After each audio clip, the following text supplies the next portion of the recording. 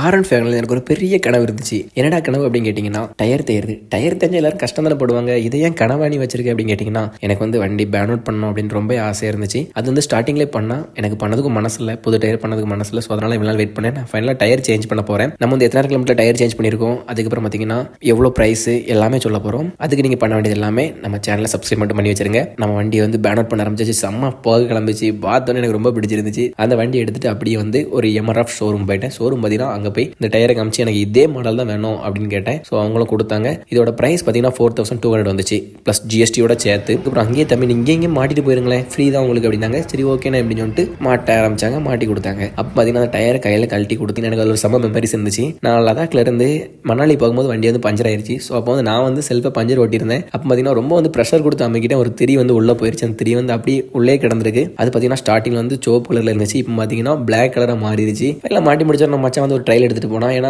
Break வந்து கழட்டிருந்தாங்க. So அதனால் வந்து பிரேக் கரெக்டாக இருக்குது அப்படின்னு செக் பண்ணுறதுக்காக என்னோட வண்டி டயரை பார்த்தீங்கன்னா 25,000 கிலோமீட்டர் சேஞ்ச் பண்ணேன். உங்களோட வண்டி டயரை எத்தனை கிலோமீட்டர் நீங்கள் சேஞ்ச் பண்ணீங்க அப்படிங்கிறத மறக்காம நம்ம கமெண்ட் பாக்ஸில் போட்டுருங்க.